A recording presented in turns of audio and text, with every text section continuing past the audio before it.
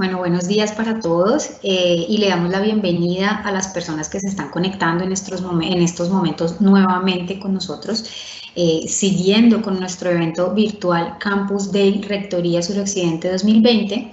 Nos acompaña con la conferencia La investigación en el e-learning el doctor Rafael Ricardo Rentería Ramos. Él es ingeniero industrial, doctor en ciencias económicas y postdoctorado en estadística y sociofísica. El doctor Rafael cuenta con una amplia trayectoria como ponente en eventos académicos nacionales e internacionales, exaltado en 3 oportunidades por la Fuerza Aérea Colombiana por sus proyectos de modelamiento, redes y sistemas complejos adaptativos de impacto social. Es el director del Nodo Bogotá de COSIAM y miembro del Consejo de SIAM. Este año ha realizado grandes aportes en el grupo de modelado matemático de la pandemia en la región de Coyhaique, en Chile, y con el Ministerio de Salud colombiano en el estudio de comorbilidades del COVID-19. Actualmente se desempeña en la Universidad Nacional Abierta y a Distancia UNAD como director en jefe de la revista de investigación especializada en Ingeniería y Tecnología, Publicaciones e Investigación. Es docente investigador, director en el área de logística hospitalaria y epidemiología. Le damos la bienvenida, doctor Rafael, a este evento. Buenos días. Buenos días, muchas gracias por la invitación en primera instancia. La verdad que es un placer poder compartir con ustedes este espacio de intercambios y poder generar comunidad académica en el marco de todos estos aspectos de tecnología y todo lo que tiene que ver con el tema del e-learning. A continuación voy a compartir mi pantalla para que logremos ver un poco de qué se trata la presentación del día de hoy. Y el enfoque de lo que es la investigación en el e-learning, ¿sí? Esta particularidad, digamos, es una herramienta muy transformadora que nosotros hemos interiorizado y que hemos estructurado como un elemento prioritario en la Universidad Nacional Abierta a Distancia, la UNAD, ¿sí? Entonces voy a hablar un poco de en qué consiste todo este tema, por qué lo hicimos y cuáles son algunas de las técnicas y métodos que nosotros hemos utilizado para estos menesteres. Hay algo muy particular y es que la universidad, y más en este instante que estamos en la pandemia, todo el entorno e-learning, toda esta parte de virtualidad y todos estos contextos se han transformado y se han ponderado de una manera tan determinante que son una de las principales cartas de navegación de muchas instituciones. Incluso algunas de ellas no tenían la capacidad de poder desarrollar este tipo de herramientas o interiorizarlas a través de sus diferentes colectivos o grupos especializados en investigación y en academia. Por eso entonces vamos a hablar un poco de este tema de la investigación. Les voy a mostrar cómo la Universidad Nacional Abierta y a Distancia, la UNAD de Colombia, ha transformado poco a poco todo lo que tiene que ver con el entorno del e-learning, ¿sí? Todo lo que tiene que ver con la innovación desde el entorno e-learning, la investigación. Y cómo además de desarrollar tanto investigación como innovación, pretendemos de que nuestra investigación, nuestra innovación, le permita a la universidad tener un posicionamiento y una visibilidad importante en los lugares donde la universidad tiene presencia, como también en algunos otros donde obviamente la universidad ha considerado que es un elemento vital y prioritario para esta parte. Entonces vamos a hablar un poco de lo que tiene que ver con algunos procesos que nosotros hicimos para todo este modelado del modelo de investigación que maneja la Universidad Nacional Abierta de a Distancia, que actualmente no solamente trabajamos investigación, sino que trabajamos innovación y trabajamos todas las interacciones de CETEL e I+D+I. O sea, este colectivo, digamos que maneja todo este tipo de estructura y para eso era importante decirle a la universidad en qué aspectos debería enfocar o no la investigación o la innovación o cómo hacerlo. Entonces vamos a hablar un poco de cómo nosotros construimos esa vigilancia tecnológica, para qué la hicimos, cómo la estructuramos. El segundo punto muestra cómo nosotros desde la información que logramos recolectar, que tenemos una gran fuente de información porque nosotros tenemos presencia en muchos lugares de Colombia. Y al tener presencia en muchos lugares de Colombia nos permite recolectar información o una radiografía más cercana de la dinámica territorial que tenemos en las diferentes regiones de Colombia. Entonces, a partir de allí nosotros hicimos una serie de abordajes de modelado de cómo podemos nosotros modelar el territorio y cómo desde la vigilancia tecnológica generamos esos insumos. Una vez tenemos ya esta parte definida y establecida, la idea era empezar a revisar técnicas de modelado. En esta parte, las técnicas de modelado que utilizamos nosotros son técnicas de modelado que están relacionadas con el statistical learning, no el aprendizaje estadístico, el machine learning, lo que tiene que ver con la minería de datos, minería de texto. Todas estas tendencias disruptivas nosotros la utilizamos en el marco de este modelo para poder representar primero el territorio, hacer ese modelo de vigilancia del territorio para poder detectar oportunidades, amenazas y poder establecer un derrotero claro para que los grupos de investigación, los equipos especializados en ciencia y tecnología, los nodos especializados en conocimiento y todas las entidades de la institución y de la universidad pues supieran específicamente hacia dónde vamos todos y hacia dónde pues obviamente nos íbamos a enfocar. Y ya obviamente empezamos a mostrar algunos resultados que son como importantes en esta vía, ¿ok? Como para que ustedes tengan más o menos esa idea, ¿ya? Y pues obviamente resultados para la toma de decisiones. Antes de entrar en detalle con lo que tiene que ver con la parte de la vigilancia tecnológica, yo quiero mencionar algo bien importante. Desde el año 2019, para ser más preciso, ¿sí? La universidad se planteó que era necesario mejorar su posicionamiento y visibilidad en los territorios donde la universidad tiene alguna sede, tiene alguna regional o donde tiene un volumen considerable de estudiantes, ¿sí? Porque si bien la universidad es una de las universidades más grandes que tiene Colombia, esto le permite obviamente conocer un poco la realidad de cada una de las regiones de Colombia, pero también es prioritario que la universidad no sea ajena a estos procesos. No podemos hacer una investigación, una innovación o una serie de procesos transformadores en esas regiones si no consideramos, obviamente, qué es la región, qué es lo que se está estructurando de la región, hacia dónde vamos. Entonces, desde el año 2019, la universidad desarrolló o implementó un colectivo, ¿sí? Que en este caso está a mi dirección, que se conoce como el Observatorio de Cienciometría. El Observatorio de Cienciometría es un colectivo en la universidad, ¿sí? Que está fundamentado en dos aspectos claves. El primero de ellos es ser el colectivo o el equipo que se encargue de medir, de valorar y analizar todo el impacto que tiene la productividad científica, académica, investigativa y la innovación que hace la universidad. Si bien necesitamos saber qué tan bueno es, pues tenemos que establecer alguna serie de métricas. Entonces, en ese modelo o en esa estructura, bajo ese primer objetivo, lo que hacemos edificar es una serie de aproximaciones cuantitativas que nos permiten saber qué tan bueno es el impacto que ha tenido la investigación en algunas regiones o en alguna región en particular. Pero por otro lado, además de medirla y definir cuáles son los aspectos que se deben priorizar en el devenir de la ciencia, de la tecnología, de la innovación y la investigación en la universidad, está también la parte en la cual nosotros fundamentamos que necesitamos, además de acercarnos a este tipo de fenómenos, es promover ciencia, tecnología e innovación de alto impacto. O sea, además de medirla, de decirle a los grupos qué vamos a hacer o que hacia dónde se tienen que enfocar, cómo deben ir sus líneas de investigación, cómo son sus campos de acción, qué tipo de productos deben generar, el siguiente paso también es trabajar el tema de productos de alto impacto, que nosotros a través de red de investigación, de cooperaciones y de todos estos tipos de colectivos podamos hacer este ejercicio. Estos resultados han generado, bueno, estos dos objetivos han generado resultados interesantes. Por ejemplo, nosotros tenemos un índice en el cual podemos valorar qué tanto impacto tiene la investigación de un investigador, de un grupo de investigación, y tenemos toda esta información, ¿sí? Pero lo que les voy a presentar el día de hoy es cómo nosotros construimos todo eso.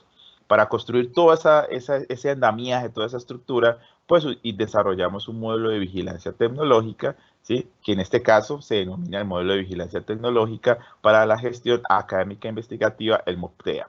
Para entender un poco cómo funciona el MOPTEA y cómo nosotros articulamos toda esa cantidad de datos que recolectamos y demás, pues trabajamos la vigilancia tecnológica.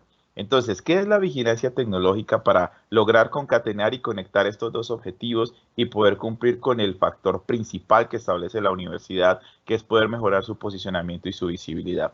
La vigilancia tecnológica es un esfuerzo sistemático, que es organizado y que esto es realizado por instituciones, por colectivos, por diferentes grupos, cuya misión o cuyo objetivo principal es poder observar, captar, analizar y después de realizar estas 3 acciones, poder difundir de manera precisa la información que esté relacionada con los entornos económicos, tecnológicos, social y comercial, de tal manera que esta difusión de esos resultados obtenidos a través de la observación, la captación y el análisis le permita a la entidad establecer estrategias mediante las cuales pueden tener oportunidades, pero también puedan detectar algunas amenazas que pueden estar poniendo en riesgo la toma de decisiones, sus valores corporativos y sus principales aspectos misionales y visionales. Esto es lo que hacemos nosotros con la vigilancia tecnológica.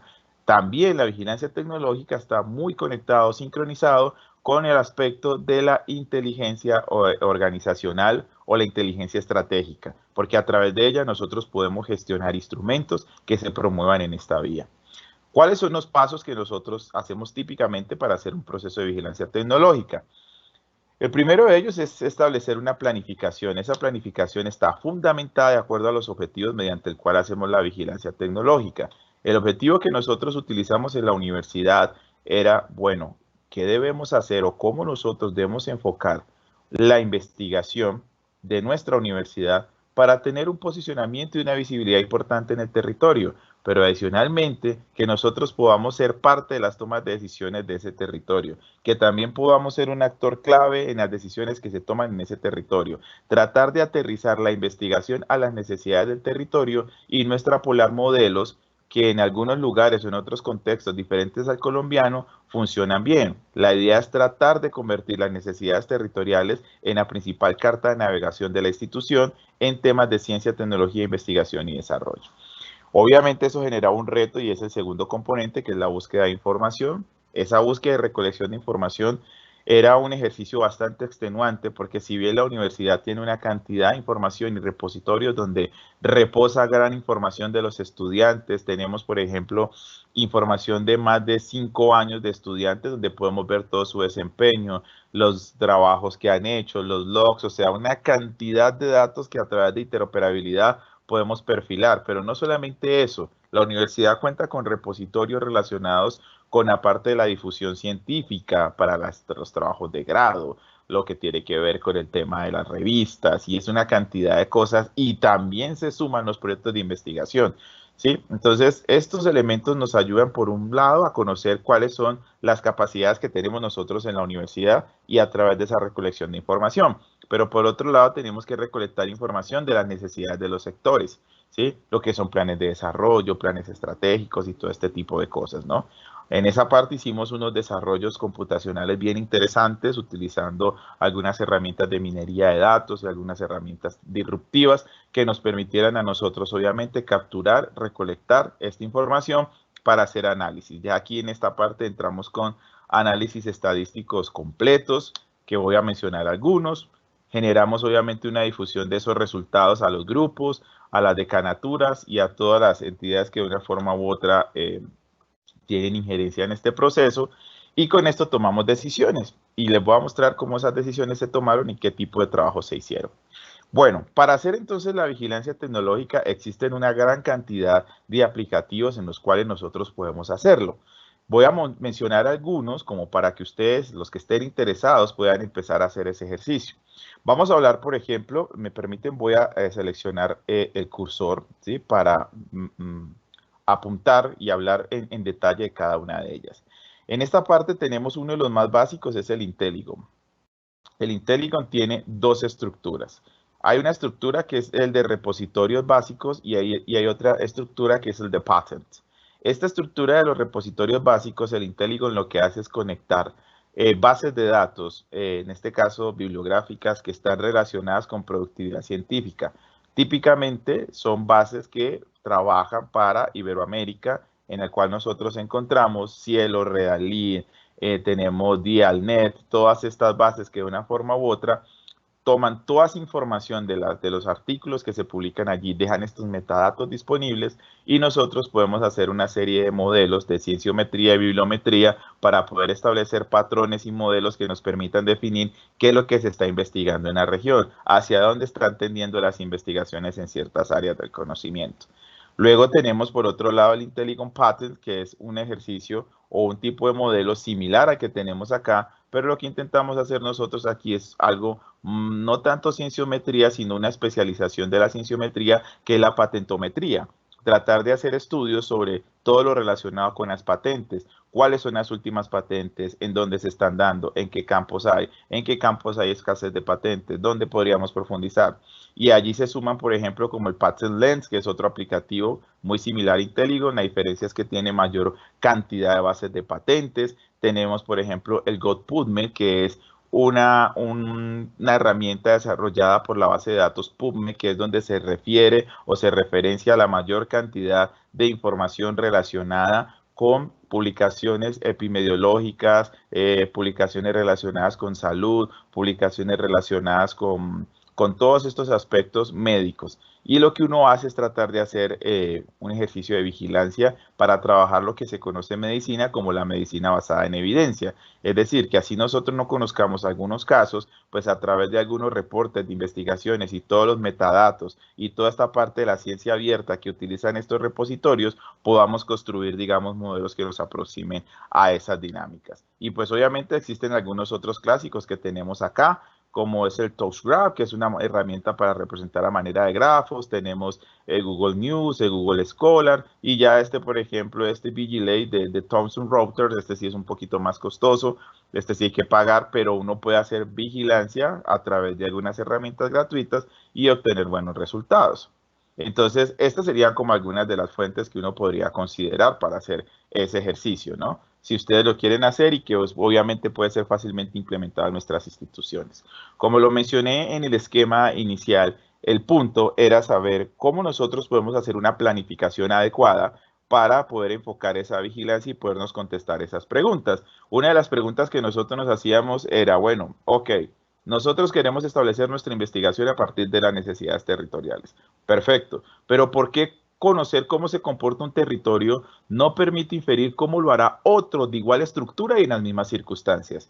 Esto es un ejemplo típico que ocurre en nuestro país y en muchas otras regiones, particularmente en Colombia. Colombia a nivel subnacional es como si fuera un país, o sea, Colombia o las regiones de Colombia es como si fueran un país dentro de un país, o sea, es una cosa muy heterogénea, muy diversa, y que por lo tanto tenemos que tratar de planificar y pensar todos estos procesos desde las regiones. En esa perspectiva, entonces nosotros vemos que a veces tomamos algunos modelos pilotos y tomamos a la ciudad de Bogotá, la ciudad de Cali, ciudades grandes, y tratamos nosotros de inferir con algunas muestras, bueno, vamos a seleccionar población entre 10 y 15 años y que viva en tal zona, algo muy homogéneo o muy similar a lo que tiene otro territorio, como por ejemplo en la zona rural, hablemos por ejemplo del Cauca, de Nariño, y tratamos de probar esos modelos o articular esos modelos que hemos pilotado en ciudades grandes en estos contextos rurales, regionales o veredas. Por eso es que la toma de decisiones no está sincronizada.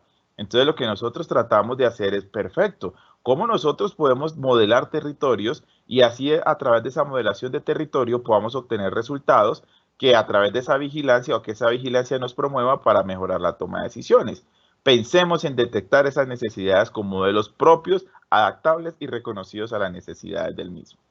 También, obviamente, ¿por qué no podemos llegar y aplicar acciones de desarrollo territorial sin tener algún control o alguna estrategia de implementación en esos territorios? ¿Sí? Esto nos hizo pensar de que el punto principal y prioritario en nuestro caso era modelar el territorio. Es algo muy complejo, ¿sí? Como su nombre lo indica, modelar el territorio es algo muy complejo. Modelar el territorio no es algo fácil. Modelar el territorio y más un territorio como el colombiano. Entonces, lo primero que hizo nuestro equipo, en este caso, digamos, con la dirección del suscrito, es de qué manera nosotros podemos buscar un paradigma de modelado o una herramienta de modelado que nos permita analizar todos esos temas. Entonces, allí fue donde recurrimos a todo lo que nosotros conocemos como los aspectos básicos de la teoría general de sistemas, ¿sí? Y cómo nosotros de la teoría general de sistemas podríamos representar los territorios como sistemas. Pero además de ser sistemas, cada sistema tiene una particularidad y tiene unas interacciones, lo que lo hace complejo. Por esa razón, tomamos la decisión de utilizar herramientas de los sistemas complejos o de la teoría de la complejidad y matemáticamente o estadísticamente elementos de la ciencia de la complejidad para poder valorar, para que, digamos, esto trascendiera más de un discurso a tener elementos puntuales, a tener indicadores, a tener aproximaciones cuantitativas que efectivamente direccionaran la toma de decisiones. Eso sí, considerando el contexto sistémico y el contexto complejo. ¿Qué es lo que hace básicamente los estudios de complejidad y las ciencias de la complejidad? Se fundamentan en 4 aspectos importantes. El primero de ellos tiene que ver con el tema de la organización, ¿ok? Cuando hablamos de la organización, bueno, más adelante voy a entrar en detalle, pero voy a hablar en general porque este es un tema vital para la planificación. Tenemos organización, estado del sistema, intercambios con el entorno y relaciones entre los elementos. Esto es lo que se hace a través del paradigma de los sistemas complejos y de la complejidad. Lo que nosotros hacemos básicamente en las ciencias de la complejidad es promover una serie de herramientas cuantitativas que me permitan a mí encontrar la valoración de estos elementos. En lo que respecta básicamente al territorio y en lo que nosotros intentamos modelar o trabajar a través de las necesidades del territorio, pues nos interesa más la organización, porque a través de la organización uno puede planificar, uno puede ejecutar y uno puede hacer. Entonces, en este componente de la organización, para comprender un territorio, existen una serie de factores que deben considerar esos modelos. Primero, tiene que hablar de la globalidad. Yo no puedo hablar de un territorio si no considero todas las partes de sus territorios, de ese territorio. Yo no puedo hablar, por ejemplo, del Valle del Cauca, yo no puedo hablar de Santiago de Cali sin considerar la zona rural de Santiago de Cali, porque las dinámicas urbanas y rurales son totalmente diferentes y eso me puede hacer repensar o me puede hacer estructurar o generar una ciudad que sea completamente diferente a la que nosotros tenemos establecida. Por otro lado, tenemos un tema que es la entropía. Pues ustedes saben que todo sistema como tal va a tener una entropía. En este caso, esta entropía o este sistema que nosotros estamos trabajando y que estamos edificando es una entropía que nos habla de un desorden, pero ese desorden está dado en términos del territorio. Entonces, un ejemplo, uno podría decir, pero bueno, ¿y un territorio cómo se desordena? ¿O cuáles serían los factores que promueven desorden en un territorio? Existe una teoría que es la teoría del desorden social, que nos habla de la manera como las migraciones y otros aspectos generan desorden en el grupo sociales. Pero fíjese que si uno habla de un desorden es porque efectivamente existe una regla en la cual yo digo, usted está desordenado porque no está cumpliendo ciertas reglas o ciertos factores. Entonces, a través de la entropía uno también puede acercarse a conocer quiénes son y cuáles son las reglas que tiene ese territorio, reglas que no solamente tienen relación con los aspectos gubernamentales o administrativos, sino reglas, por ejemplo, de medio ambiente, la manera como debe crecer el territorio, ¿sí? La manera como yo debo manejar el crecimiento del territorio, el asentamiento de las poblaciones, la gestión del riesgo del territorio. Son todas esas interacciones que hacen que el territorio se piense o se estructure de una manera muy particular. La equifinalidad, pues esto básicamente, pues si es un sistema, pues el sistema pues lo estamos haciendo para representar algo. Lo que estamos tratando de representar es cómo todas las partes que componen el territorio interactúan entre sí y forman el territorio. Estos 3 elementos es lo que constituye la teoría general de los sistemas, ¿sí? Y ahí tenemos un soporte interesante. Luego, estos que están en la parte inferior son típicamente relacionados con las ciencias de la complejidad. Entonces, aquí tenemos la autoorganización. Y en la autoorganización hablamos de esa capacidad que tiene el sistema por organizarse él sin tener alguna regla o seguir alguna regla en particular. Y puede ser que cuando no está autoorganizado, pues típicamente es porque tiene alta entropía. Entonces ustedes empiezan a ver cómo estos componentes empiezan a interactuar de una manera particular. Un ejemplo de la autoorganización de un territorio, la segregación. No sé si ustedes han visto una particularidad que existe, por ejemplo, en Santiago de Cali y básicamente en la zona oriental, donde ustedes pueden ver unas representatividades de unos grupos poblacionales de ciertas regiones del país, típicamente del Pacífico, caucano, narillense, ¿sí? Y también del Valle Caucano, donde ustedes pueden determinar cómo, por ejemplo, si nosotros no hemos dicho que aquí en estas calles tienen que vivir personas que vienen de Guapi, de Condoto, de Bocas de Satinga, no establecemos ninguna de esas reglas. No establecemos reglas de cómo se tienen que organizar las personas. Pero si ustedes se van dando cuenta, las interacciones de las personas hacen que estos territorios se organicen de esta manera. Entonces, por ejemplo, no es que allí vive un primo, un amigo, fíjense cómo estas interacciones, que en un principio pueden ser sociales, empiezan a establecer la manera y las dinámicas cómo se organiza la zona. Pero ya obviamente con la virtualidad y todo lo que tenemos ahora, ya no hablamos solamente de relaciones sociales, sino que pueden ser relaciones virtuales, donde yo no tengo que tener una relación física, puede ser una relación típicamente por conectividad o algo, y eso también va generando atracción. Entonces, fíjese que los territorios se organizan, esto es un ejemplo de autoorganización, es una segregación, que es un factor de organización territorial o autoorganización del territorio, donde no estamos estableciendo ninguna regla, ninguna ley, sino que la interacción entre los individuos que lo hacen. También hablamos de una no linealidad, porque por ejemplo, yo hago algunos cambios en algún territorio y eso no significa que las causas y los efectos cambien en esas mismas magnitudes, es decir, no es que si incrementamos entonces las rutas del mío, entonces vamos a tener mayor cobertura en la ciudad o vamos a mejorar el sistema de gestión de transporte, o sea, son cosas que no son netamente lineales. Y la emergencia es un fenómeno que tiene que ver mucho también con la autoorganización, cómo entender de que para yo trabajar el territorio no está constituido simplemente como la suma de las partes. O sea, que si yo llego y sumo la parte rural y la urbana, entonces ya entiendo todo el territorio. No. Yo para entender el territorio tengo que poner es interactuar estos dos subsistemas, el subsistema rural y urbano, y puede ser que la interacción de los dos aparezcan cosas que yo cuando los manejo separados o los sumo, no los encuentro.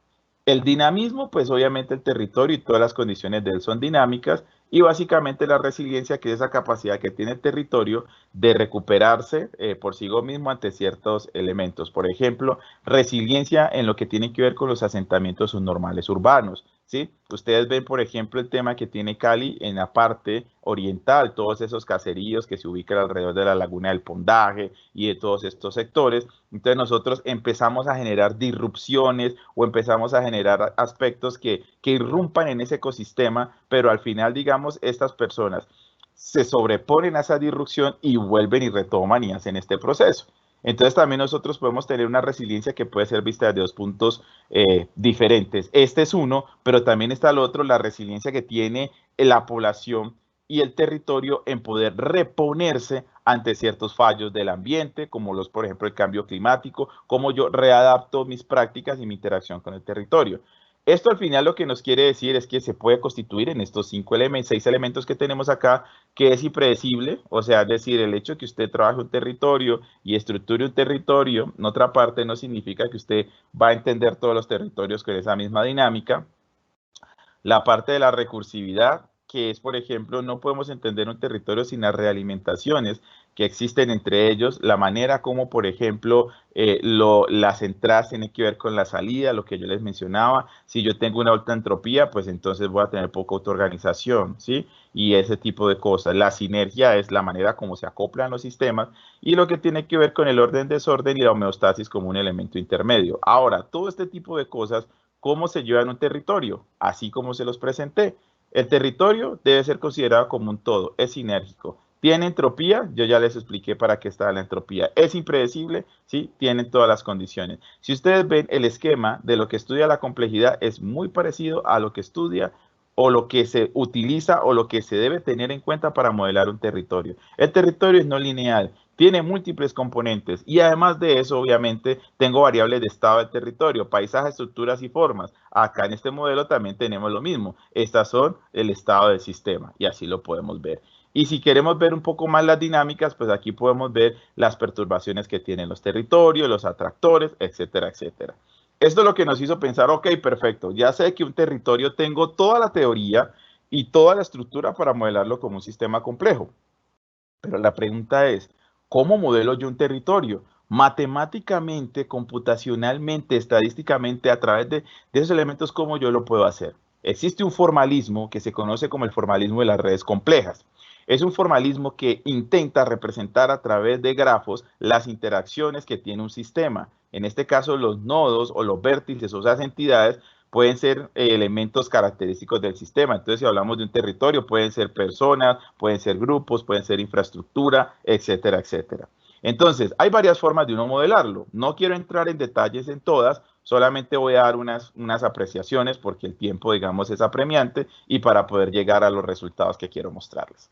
Entonces, si ustedes se dan cuenta, en este primer modelo tenemos unas entidades, que en este caso constituyen un territorio, y ustedes pueden ver las relaciones que existen entre ellas. Aquí tenemos relaciones no direccionadas como relaciones direccionadas. Esto significa que la interacción de estas dos entidades del territorio no tiene direccionalidad, es decir, es lo mismo de hablar de la entidad I con la entidad J que de la J a la I. O puede pasar lo contrario, que cuando hablemos, por ejemplo, de esas entidades del territorio, podemos tener relaciones y solamente sean en un sentido particular. Y esto también en cierta forma nos estaría hablando de posibles elementos causales. Es que esta entidad causa un efecto en este, o aquí podemos hablar que existe una causalidad, una relación en ambos sentidos de las dos comunidades. Y adicionalmente podemos decir que además de ser direccionado como esto o ser no direccionado como esto, yo puedo hablar de una fuerza, ¿sí?, que en cierta manera me estaría representando esa relación. Esa fuerza puede ser por cantidad de personas, cantidad de recursos, la frecuencia del fenómeno, etcétera, etcétera. También tenemos que esto no solamente se haga por entidades de manera separada, sino por grupos de entidades. Entonces, en estos grupos de entidades podemos tener entidades que estén en la zona rural, cómo interactúan o cómo se conectan con la zona urbana o con la zona media, etcétera, etcétera. También puede ser direccionado como no direccionado, o sencillamente puede ser en manera multidimensional, donde yo, por ejemplo, puedo tener las mismas entidades en el entorno rural y las mismas entidades en el entorno urbano y ver cómo cambian sus interacciones, o sencillamente interacciones diferentes tanto en lo rural y en lo urbano, pero con relaciones de dependencia. ¿Cómo así? Claro, yo puedo ver cómo está la zona rural, los actores de la zona rural, los elementos del territorio de la zona rural, la zona urbana, pero si nosotros vemos, podríamos decir que estas dos son independientes, pero si nosotros manejamos la estructura de centralidad del territorio, entonces podemos ver que puede ser que un elemento rural tenga alguna relación de dependencia con el urbano, así sus actuaciones sean diferentes. O también la parte del dinamismo, donde podamos ver cómo al paso del tiempo las entidades cambian su estructura, ¿sí? Es decir, es importante. Ahora, con todo esto, pues obviamente van a aparecer algunas medidas que nos van a decir cuáles son las entidades más importantes de ese territorio, cuáles son esos aspectos centrales que tiene ese territorio, porque son los que más interactúan, porque son los que más se necesitan, los mediadores, existen una serie de valores que vamos a obtener de allí. Entonces, ahora, ¿cómo se aterrizó todo esto? Lo que nosotros hicimos perfecto. Entonces, vamos a analizar lo que es la UNAD para convertir o trabajar nuestro sistema de información. La UNAD tiene más de 60 sedes en el país. Cuando hablamos de sedes, son los CAD, que son los Centros de Educación de Atención, atención de Educación a Distancia, ¿de acuerdo? Y son 60, ¿no? Pero tiene alrededor del país otros centros que, si bien no son un CAD, son establecimientos donde se atienden algunos estudiantes, y ustedes en el mapa pueden ver la ubicación. Actualmente la universidad tiene más de 130,000 estudiantes, ¿sí?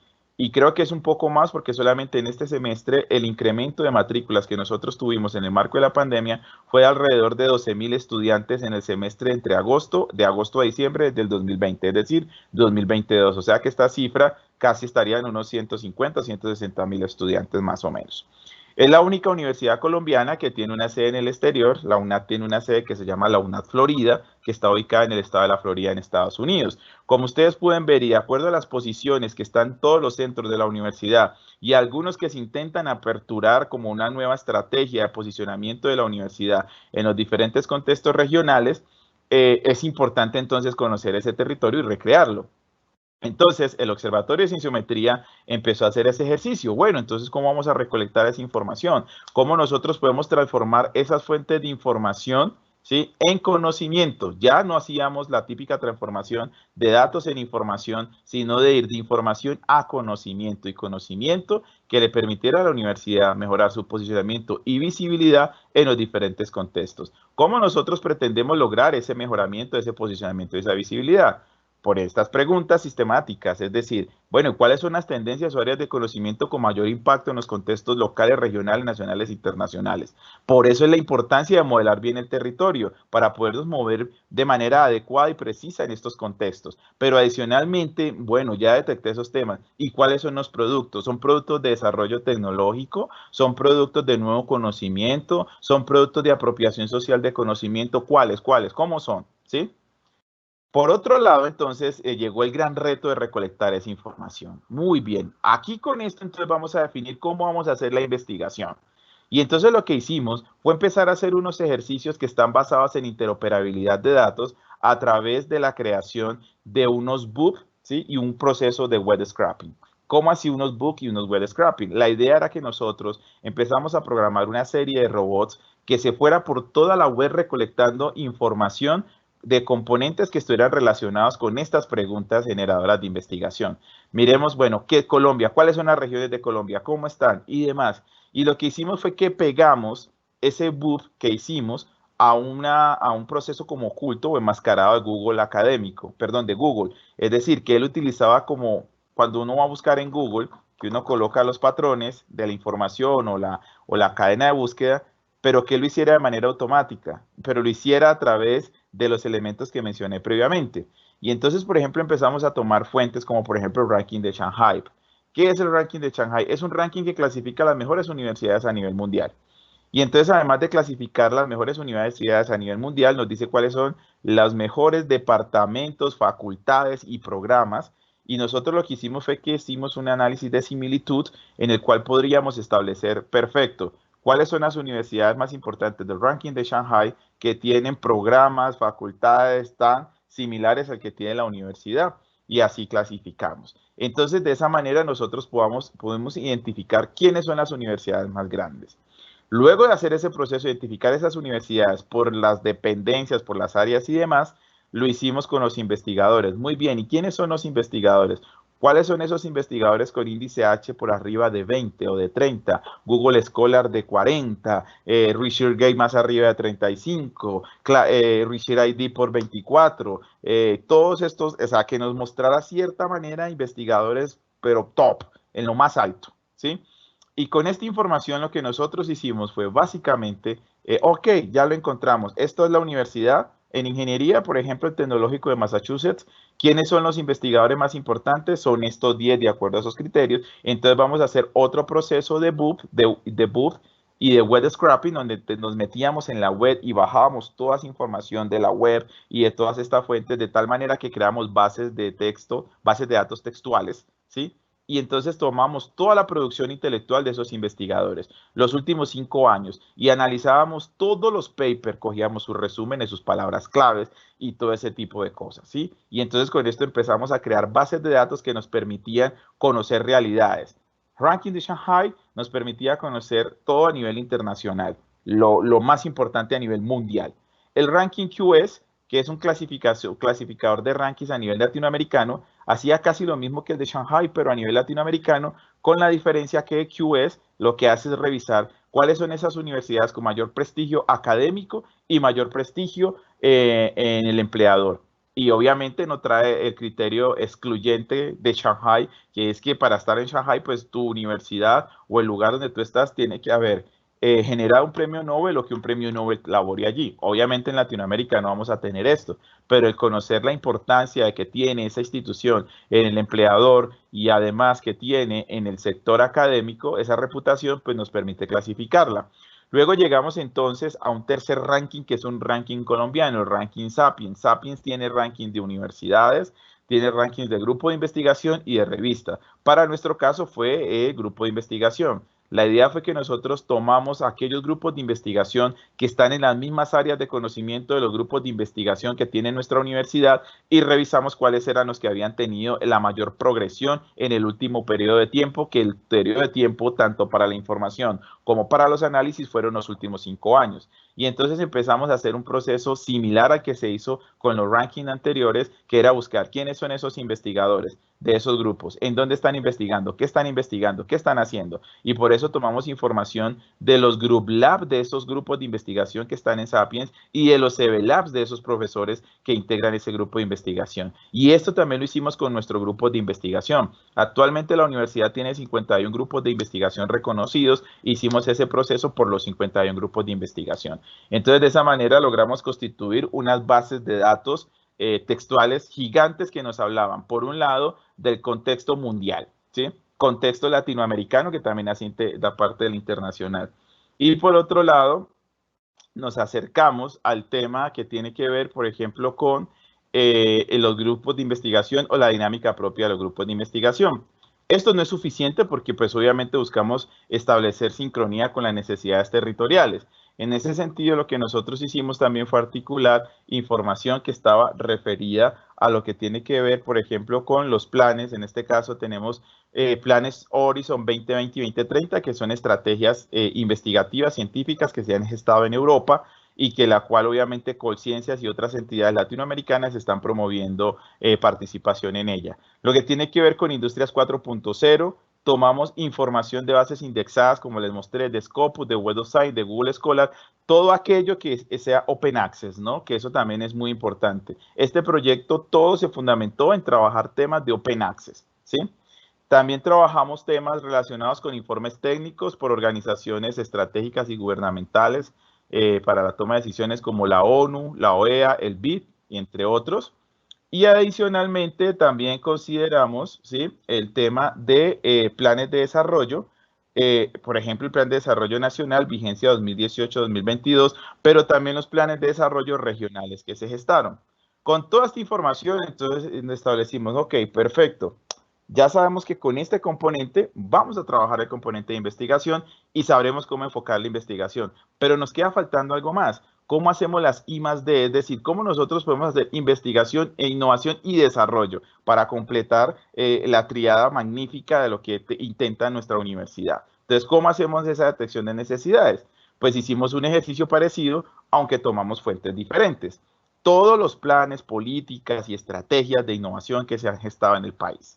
Entonces, la primera de ellas era el Plan de Biociencia Sostenible, la manera como se estaban haciendo los modelos de fortalecimiento, de formación de talento humano para la innovación, la política de desarrollo comercial de la biotecnología a partir del uso de la biodiversidad, la política de crecimiento verde, los beneficios tributarios que se están generando a través del gobierno por las entidades y empresas que utilizan innovación, y el último COMPES, que aunque estaba en borrador, pues nos permitió poder establecer esa política y poder determinar esas necesidades de política que existen. Entonces, fíjense que aquí mezclamos tanto elementos de política como elementos que en cierta forma están relacionados con los proyectos de regalía, todos los planes que han hecho todas las regiones, y así consideramos dos datasets gigantes. Uno, que me ayudara a identificar lo que era la investigación para que la universidad planifique su investigación, tomando en cuenta que es una universidad virtual.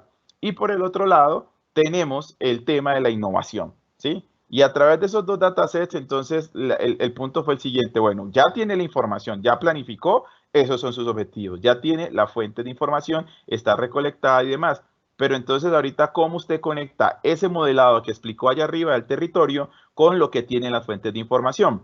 Saussure, que es el padre de la lingüística moderna. ¿Y por qué tomamos a Saussure? Porque si ustedes ven estos documentos, son documentos que están relacionados con discursos, son documentos que están relacionados con, con lo que piensan los territorios, con lo que establecen los territorios, con lo que se dicen en las políticas. O sea, es una representación de un lenguaje humano, es una representación de un discurso. Y entonces lo que nosotros buscamos es, ok, entonces yo a través de este discurso y utilizando la vigilancia tecnológica y eso que mostré, pues yo puedo construir el territorio, y entonces a través del análisis de esas entidades, del discurso de ese territorio, pues puedo determinar cómo mi universidad puede trabajar. Saussure decía, el lenguaje es un sistema en el cual cada unidad lingüística está por y solo definido por sus relaciones. Entonces, la manera como se relacionan las palabras, en los discursos de esas fuentes que tenemos allí, en las producciones científicas, y en todo eso nos van a hablar de unos patrones. En ese sentido, como yo les mencioné, que las redes complejas es un formalismo para trabajar modelado de sistemas, ¿sí? Y sistemas complejos. Existe una particularidad de esas redes. Y hay unas redes que se llaman las Collocation Network, que son redes que son utilizadas para estudiar sistemas complejos en el cual están fundamentados en el lenguaje humano y en el discurso humano. Entonces las redes, las Collocation Network, lo que hacen es representarme, estas son unidades lingüísticas y las relaciones que tienen ellas. Y esas relaciones pues las podemos definir de diferentes formas. Una unidad lingüística puede ser sinónimos, antónimos, palabras, mecanismos y demás. Es como uno ir un poco más allá de la típica, el típico análisis de procesamiento del lenguaje natural, donde uno cuenta cuál es la palabra que más se repite y esto cómo está. No, lo que intentamos ver era circuitos de palabras y elementos que nos permitieran entonces encontrar patrones y a través de esos patrones, de esas interacciones, pues definir qué es lo que tenemos que hacer como universidad. Con esa información, entonces, lo que nosotros hicimos fue definir esas Collocation Network de la siguiente manera. La idea era tomar todas esas fuentes de datos que tenemos en esos discursos, todo ese discurso que estaba allí enmarcado, y entonces empezar a crear redes, por ejemplo, de este tipo. Entonces, aquí lo que nosotros hacíamos era que conectábamos estas palabras, la conectamos de esta manera porque existía una secuencialidad. Eso es lo que se conoce como la ley de concurrencia. Entonces lo que hacíamos era que si la palabra P1, P2, P3, P1 estaba seguida en un documento, en una de las bases que teníamos allí, pues íbamos construyendo un grafo de esta forma. Y a través que íbamos tomando diferentes fuentes, da la posibilidad de que este enlace se volviera más fuerte porque esta interacción entre estas dos palabras se volvía más frecuente y entonces así nos estaba mostrando como una fuerza de esas palabras o de esos conceptos que estaban dentro del discurso, ¿sí? Esto lo que generó fue unas redes como estas.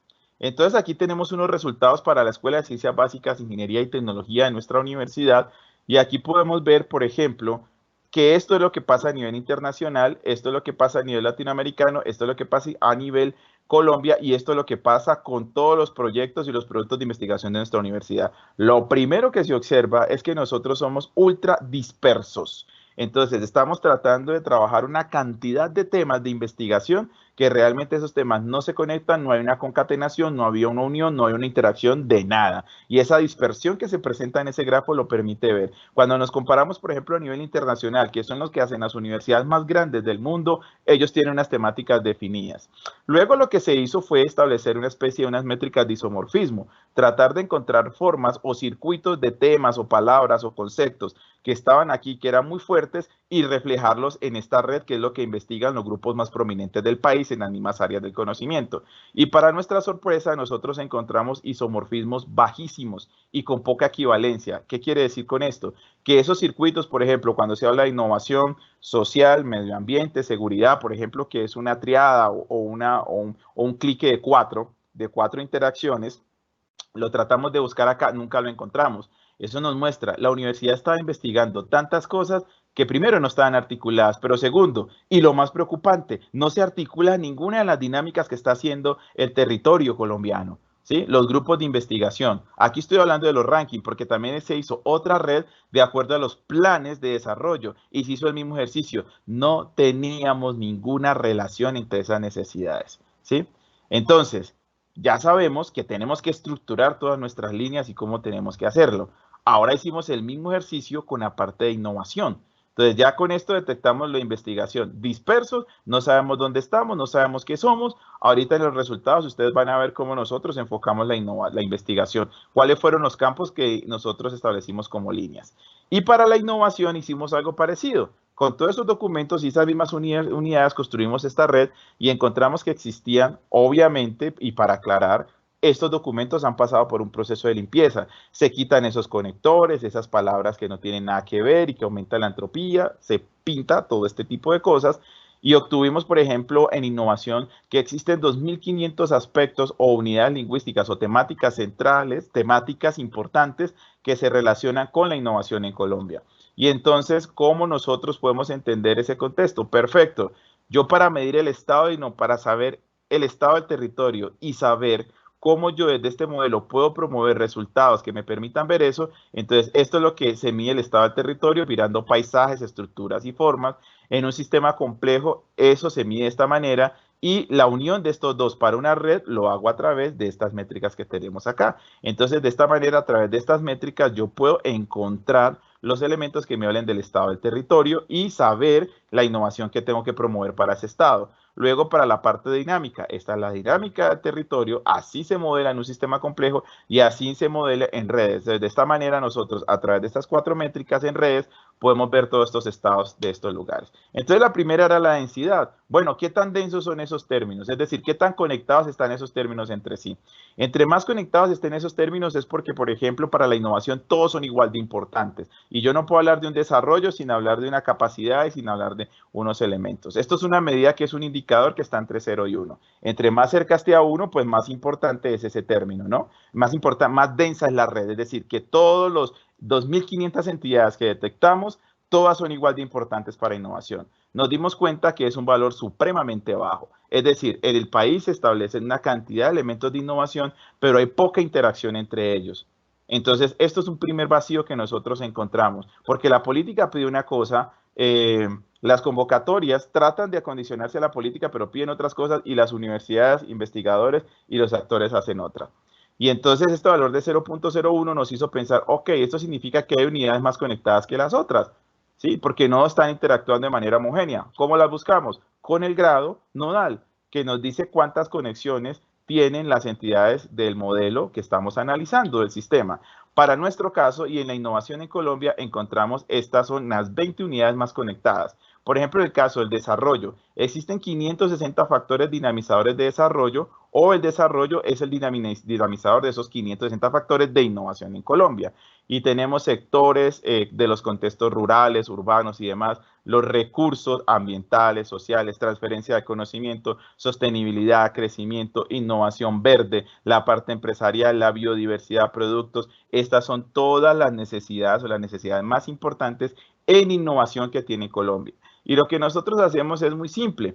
Después de que detectamos innovación, lo que hacemos es analizar y cuáles son esos 202 factores y hacemos una priorización como un estilo de Pareto para saber innovación en qué, en vías, en tal, y así nosotros planificamos en la universidad. Luego, entonces, lo que hacemos es que como esto es tan grande, pues hagamos circuitos y vemos que nos generan esos circuitos de esas palabras o de esos elementos para nosotros hacer ese ejercicio, ¿ok?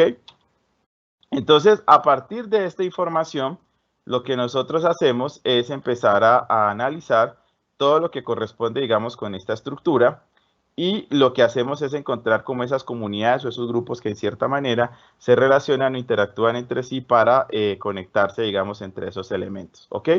Entonces, bajo esa percepción y esa estructura, lo que tenemos acá es lo siguiente, ¿sí? Primero, encontramos que hay unas comunidades, unos grupos que nos hablan de instrumentos, la parte a través de sostenibilidad, territorios, enfoques verdes y demás, pero por otro lado también encontramos temas que están relacionados con el desarrollo, lo que tiene que ver con la política, con el sistema, y entonces así nosotros podemos saber qué instrumento tenemos que promover para desarrollarlo. Para concluir entonces, nosotros encontramos los siguientes resultados, ¿sí? Es decir, ¿qué es lo que piden las políticas sociales y económicas de Colombia? Este World Club que ustedes ven aquí, innovación, seguridad, tal, y este tipo de cosas. Para los planes de desarrollo, estas son las necesidades. Para los planes Horizon 2020, estos son los aspectos de la necesidad de sociedad, innovación y todo lo demás. Y por otro lado, entonces, tenemos por acá, en la parte de las industrias 4.0, innovación, sociedad, tecnología y demás. Y entonces esto lo que nos hizo pensar es que la seguridad social, la seguridad, perdón, innovación y la parte de la convivencia ciudadana es un tema importante. Entonces lo que hicimos, vamos a promover entonces investigaciones en esa vía. Y entonces lo que hicimos fue promover una serie de investigaciones, particularmente un modelo que nos permitiera a nosotros estudiar las dinámicas de seguridad social, seguridad, perdón, y convivencia, porque seguridad social en el contexto colombiano es otra cosa, la seguridad y convivencia. Entonces, lo que hicimos fue revisar, bueno, en esas zonas donde está la universidad, todas las ciudades intermedias donde está la universidad, todas tienen problemas de seguridad social enfatizadas como indicador en la criminalidad. Vamos a hacer un modelo que permita hacer eso. Y entonces en este modelo hicimos un modelo parecido como el que se presentó, pero en este caso los nodos de la red eran los delitos y las aristas era la posibilidad de que los delitos ocurrieran el mismo delito ocurriera en esa misma ventana de tiempo o en esos lugares. Entonces a partir de esa información, lo que se hizo entonces fue desarrollar a manera particular, fue mirar los patrones. Entonces, por ejemplo, encontramos patrones de criminalidad de lugares que geográficamente estaban distantes pero similares, era el mismo actor criminal y entonces lo hicimos por ejemplo en Bello y Palmira para este artículo fue una de las mejores investigaciones a nivel de la criminalidad que se hizo en Colombia en el año 2020 y incluso fuimos la portada en la revista de criminalidad de la policía. No obstante, ese modelo que hicimos también fue muy interesante que les permitió a las entidades de Palmira utilizar la técnica, el modelo y los resultados para establecer su plan de mejoramiento, su plan de mejora en materia de seguridad social, seguridad y convivencia social del territorio. Entonces, fíjense cómo nosotros pasamos de esa vigilancia tecnológica, detectamos los temas, encontramos cuáles eran los temas, los cotejamos con las necesidades que tienen los territorios donde está la universidad, generamos productos, que es por ejemplo el artículo, y a través de ese producto generamos también un acercamiento con los tomadores de decisión, y entonces con los tomadores de decisión ya utilizó nuestra herramienta. Así logramos posicionamiento y visibilidad.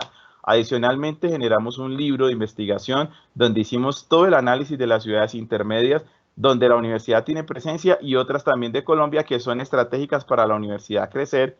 Y por último, actualmente estamos trabajando en el apoyo y en el asesoramiento de cómo se comporta, o la dinámica criminógena que tienen los territorios colombianos en el marco de la pandemia, para adaptar las políticas públicas, para adaptar la toma de decisiones y los instrumentos en el marco de la pandemia, ¿sí? Entonces, si ustedes se pueden dar cuenta, fíjense que este ejercicio, ¿cómo culmina? Arranca con la detección, pasa con la estructuración, le dice a la universidad en qué tiene que enfocarse, los grupos se redireccionan, se empiezan a generar productos. Como estos productos se hacen de las necesidades de los territorios, fácilmente se adaptan a los tomadores de decisiones, y al final entonces ya la universidad empieza a posicionarse, a visibilizarse en ese territorio, porque está participando de manera activa en la toma de decisiones de esos lugares.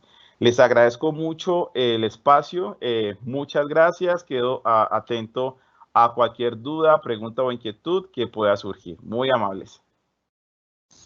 Bueno, doctor Rafael, muchas gracias por esta importante intervención. Vamos a hacer una pregunta que nos hacen, y es la siguiente. Ante la situación de emergencia a nivel mundial provocada por el COVID-19 que generó en una educación no presencial, ¿qué recomendaciones puede dar a los programas presenciales para sus procesos investigativos? Wow, es una muy buena pregunta. Por ejemplo, nosotros, y particularmente yo tengo la fortuna de participar en dos universidades, en una presencial y en una virtual, ¿sí? Entonces, cuando irrumpe todo este tema del COVID, fue un aspecto bastante importante, ¿no? Porque tuvimos que cambiar muchas dinámicas. Y, por ejemplo, nosotros ahora, y la unidad personalmente que yo dirijo en la universidad, ha utilizado como todo este espacio para poder fortalecer lo que son estrategias. Por ejemplo, hemos redefinido nuestro modelo de investigación. Ya no hablamos de una investigación, porque no podemos hablar de una investigación normal, que podemos ir a hacer trabajos de campo, que podemos ir a hacer recolección de datos y encuestas. Existe una cantidad de información disponible en repositorios de acceso abierto. Existe una información importantísima en Colombia de todo lo que es el Open Data, los microdatos, o sea, una apertura de datos tan impresionante que nosotros podemos hacer investigaciones iguales, incluso mejores, que las que hemos venido haciendo en el marco de la presencialidad, porque tenemos la capacidad de contar con estas herramientas y estos instrumentos. Entonces, de esta manera, yo sí creo que esto nos abre una ventana para que nosotros pensemos de que la investigación es algo muy importante, que sí requiere la presencialidad, claro que sí, pero nosotros, con todas estas dinámicas y toda esta información que tenemos disponible, y esta cantidad de registros que se producen diariamente, podemos hacer productos de información que no solamente, investigación, que no solamente responden a las necesidades del contexto, sino que, si ustedes pueden ver el producto que yo les presenté, eso es un trabajo que nosotros hicimos a través de recolección de datos, ¿sí? Y eso es un trabajo que se publicó en una revista de alto impacto que está referenciada en Scopus. Adicionalmente, nosotros participamos en varias asesorías que hicimos en Chile en el mismo marco de este tema. Hemos trabajado, por ejemplo, en mesas temáticas del ASA a nivel latinoamericano, mostrando las incidencias que ha tenido la dinámica criminógena en el marco de la pandemia, ¿sí? Y no solamente entonces le respondimos al territorio, sino que generamos productos para grupos y para la universidad, y de alto impacto. Entonces, sí se puede. Entonces, yo creo que eso es como una motivación de nosotros como docentes en poder apropiarnos un poco más de estos temas. Esa sería como la idea particular y principal que requerimos para ello. Bueno, doctor Rafael, pues muchísimas gracias por dar respuesta pues a la pregunta que nos hacen desde el chat. Igualmente, muchas gracias por esta valiosa intervención, y esperamos poder continuar contando con su participación en nuevos eventos. Les damos pues gracias a ustedes también asistentes a esta intervención en la conferencia Investigación en el e-Learning. Les recordamos